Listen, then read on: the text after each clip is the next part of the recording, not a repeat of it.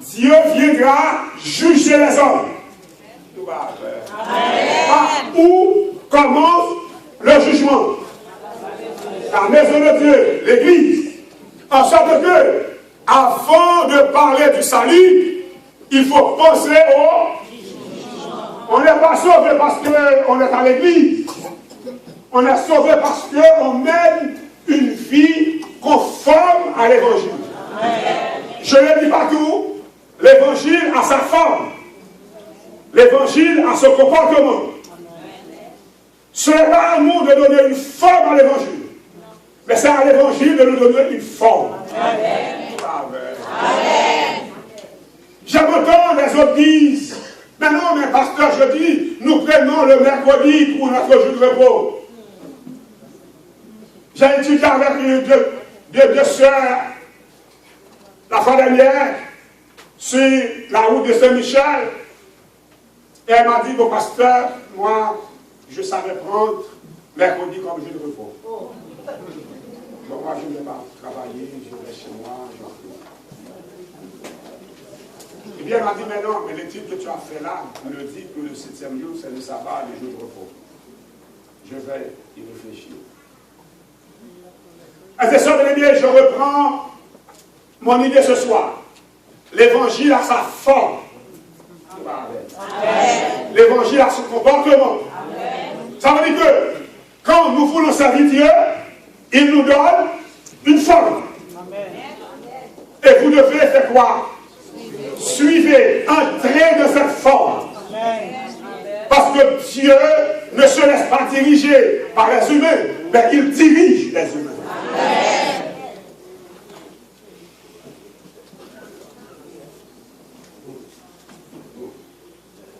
Dans le créole moi-même, il faut entrer dans le moule. Vous devez entrer dans cette forme. La forme de l'évangile nous dit, quand nous sommes à l'église, un jugement est annoncé. En sorte que nous devons marcher. Nous devons marcher dans la forme de l'évangile. Il est vrai que vous avez reçu le baptême.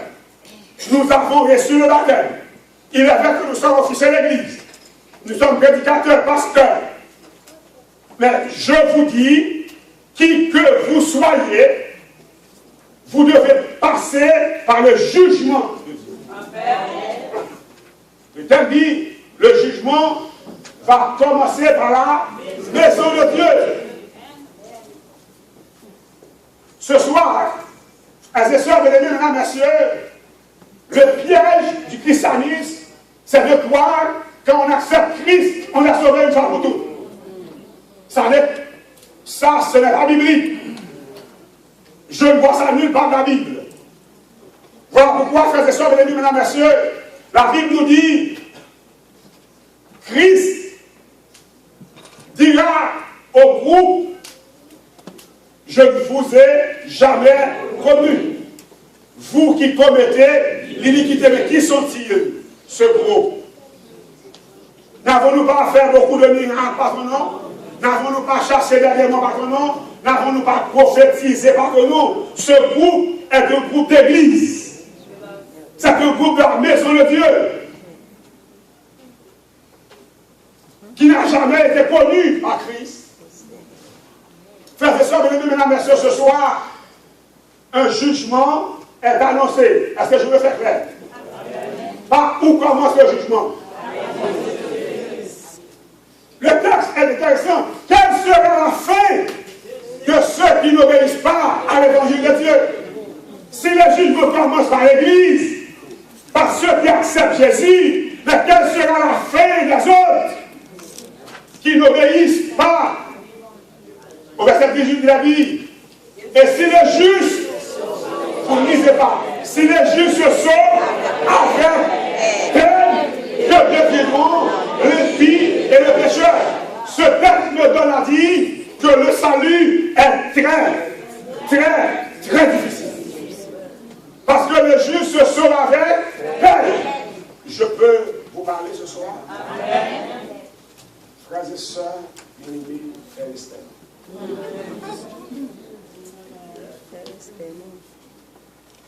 L'évangile facile que vous avez entendu hier, le pasteur Jody vous dit non. L'évangile n'est pas facile. Je vous dis non.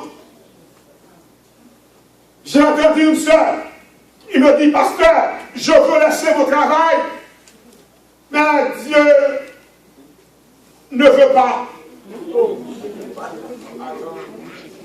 Parce que j'ai prié que Dieu me donne un travail qui n'a pas de sabbat, il n'a pas répondu. Je l'ai dit, ma soeur. C'est comme ça paye. Tout le monde a pu l'église.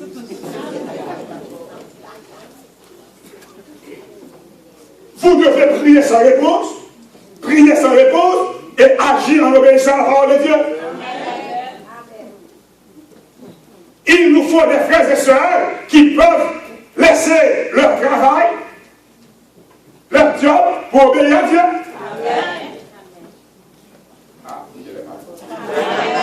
Et dans la misère du chômage, Dieu va intervenir comme bon lui semble.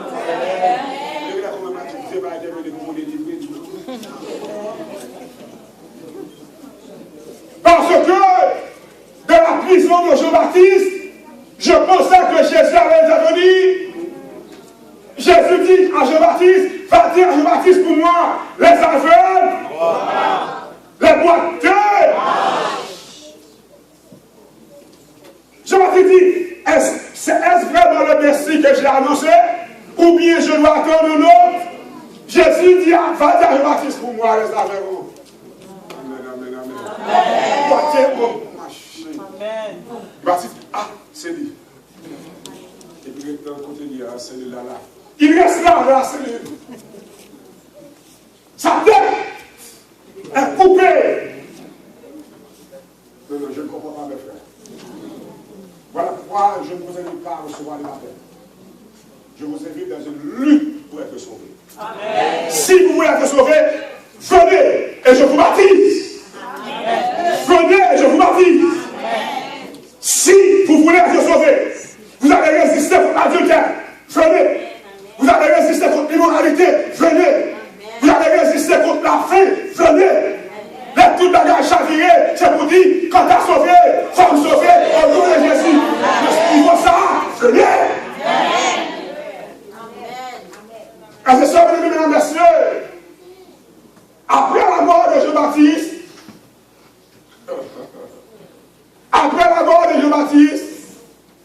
Jésus a déclaré, parmi ceux qui sont nés des femmes, il n'y a pas plus grand que Jean-Baptiste. Un homme si grand a été coupé.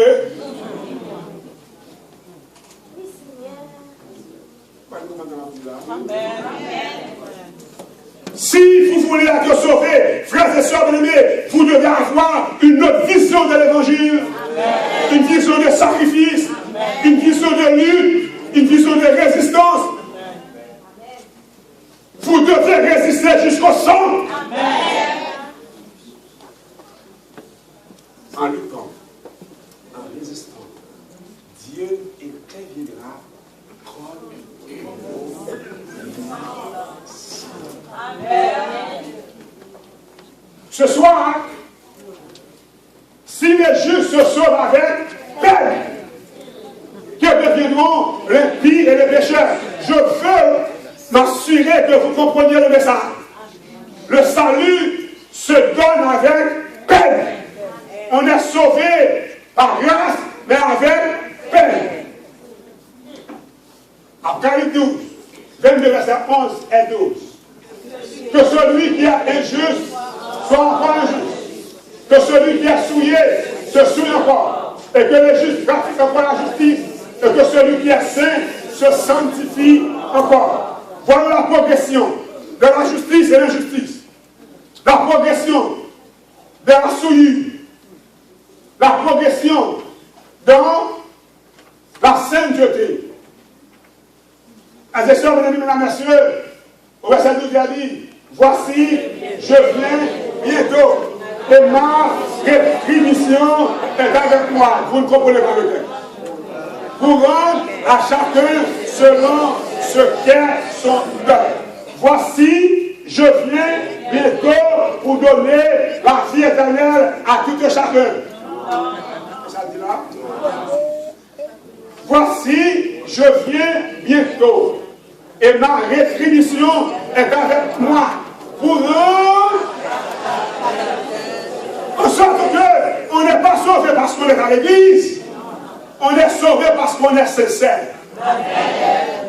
Le salut est une question de sincérité. Si vous n'êtes pas sincère, même que vous êtes pasteur, vous ne serez pas sauvé. Parce que vous n'êtes pas sincère. On rend à chacun selon ce qu'est son œuvre. Deutéronome 30, verset 15. Vois, je mets aujourd'hui devant toi la vie et le bien, la mort et le mal. Combien de est là? 2. La vie, la vie, la mort. Regardez les textes pour voir est-ce que vous voyez ce que je vois. La vie marche avec, la mort marche avec, en sorte que si vous faites le mal, vous ne pouvez pas penser à la vie. Je ne comprends pas des gens qui font ce qu'ils veulent avoir la vie éternelle. C'est le monde à l'envers. La vie marche avec la mort et le mal. Écoutez-vous voir. Car je te prescris d'aujourd'hui, m'attendez, comme Dieu, de marcher de ses voies et d'observer ses commandements, ses lois et ses ordonnances, afin que tu vives et que tu multiplies et que l'Éternel ton Dieu te bénisse dans le pays dont tu vas entrer à posséder. En sorte que le bien pour Moïse, c'est observer les commandements, les lois, les ordonnances de Dieu. Amen. Parce que je dis, la vie et le bien, la mort et le mal. Et puis après il dit, je te prescris aujourd'hui de l'Éternel de Dieu, de marcher de cette voie et d'observer ses commandements, ses lois et ses ordonnances, afin que tu vives. En sorte que, pour avoir la vie, il faut observer les commandements de Dieu. Parce que dans le jugement, vous allez répondre aux questions de la loi. Amen. Amen.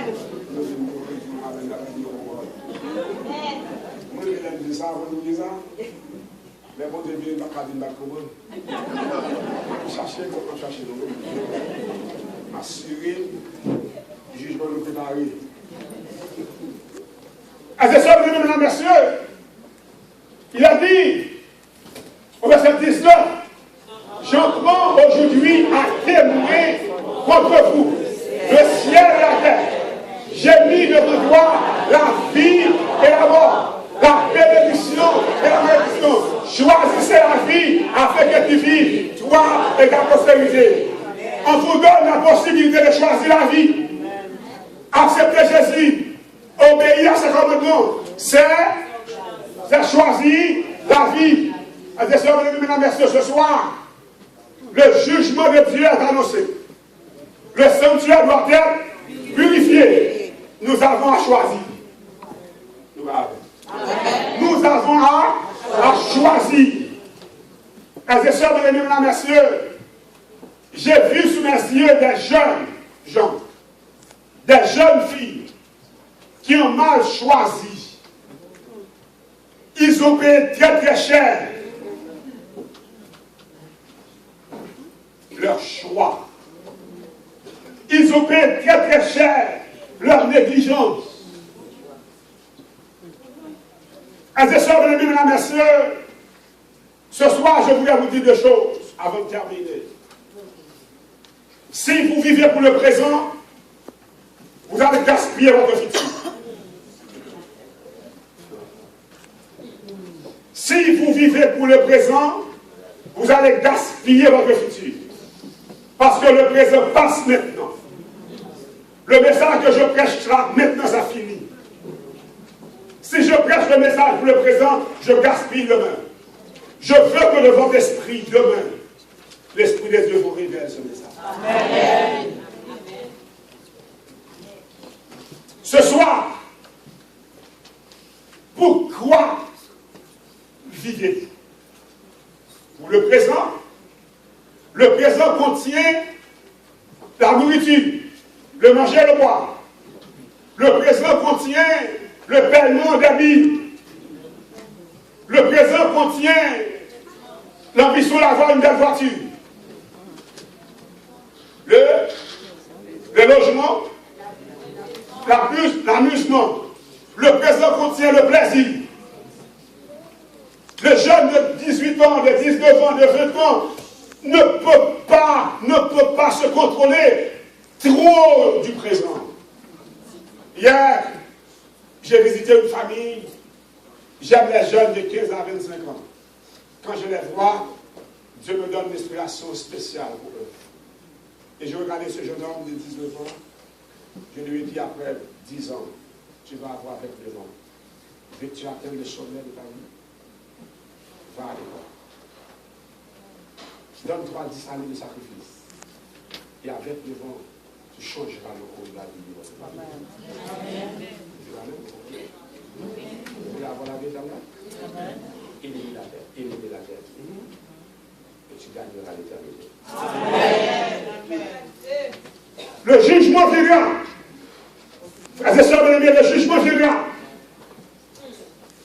Le jugement viendra. Le jugement viendra. Le sanctuaire doit être purifié. Le jugement viendra. Tous ceux qui sont sincères doivent être sauvés. Amen. Le jugement viendra. Mais pour être sauvé, il faut éliminer littéralement les choses d'ici-bas. Nous nous accrochons aux éléments d'ici-bas. Nous regardons tout autour de nous. Parfois, il faut prendre le chemin de l'échec pour connaître le vrai succès. Amen. Il faut prendre le chemin de l'échec pour connaître le vrai succès. Je vous explique l'histoire de ces deux sœurs qui étudient le secrétariat. Elles sont tellement expertes, intelligentes. Elles sont lauréates. Elles ont appliqué pour un emploi au même bureau.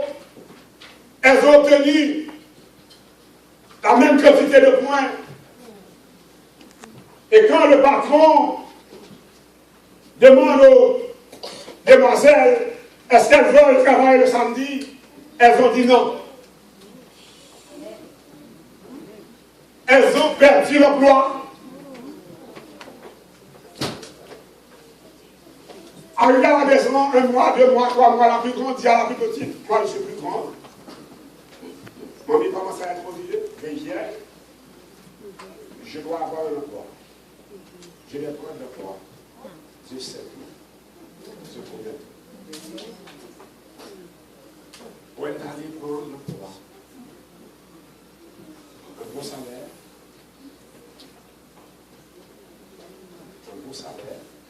1 mois, 2 mois, 3 mois, 4 mois, 5 mois, 6 mois. Le patron devait voyager pour un pays très loin. L'entreprise va rester sur la responsabilité de la secrétaire. Le patron a fait l'évaluation. Il a augmenté le salaire de la secrétaire. Il a fait tout et tout pour la sécurité de son entreprise. Celle qui va gérer l'entreprise doit avoir un bon salaire, un bon traitement pour la gestion. Et après avoir tout réglé, il dit à la grande sœur, ou à ta petite sœur, elle est chez moi. Donne-la pour moi cette lettre. Amen. Ça, c'est ta lettre. Quand elle ouvre sa lettre, c'est une lettre d'invitation. quelques ans, tu m'arrives au fil, dit maintenant, mais tu es super intelligent, tu es une secrétaire extraordinaire, mais je ne peux pas laisser en tout cas mon entreprise. Donne à ta petite soeur cette lettre pour moi. Elle viendra te remplacer. Amen. Amen. Tu as fait ce choix, mais tu sais, tu as raison. Si Dieu qui connaît tout, tu l'as trahi pour un emploi. Amen. Tu l'as trahi pour l'entreprise. Ta petite sœur, elle est fidèle, loyale à son Dieu. Cette crainte à l'Église à gérer mon entreprise. Je vais vous bénéficier de la joie de Dieu. Amen. Soyez fidèles. Amen. Soyez sincères. Soyez sincères. Ce soir, je voulais prier avec vous. Dans un calme, accord, le soir. Un calme de l'homme sanctuaire. Je veux vous communiquer, frères et sœurs, bien-aimés, la paix. Vous êtes trop d'ajouter. Vous ne maîtrisez pas la puissance de Dieu. Vous ne maîtrisez pas la puissance de Dieu. Vous êtes trop d'ajouter. La puissance de Dieu est calme. Quand elle agit dans le calme. Dans le calme, elle fait des choses extraordinaires. Je vais prier avec vous. Mais ce soir, je voudrais m'assurer que chaque village comprend et répond décision.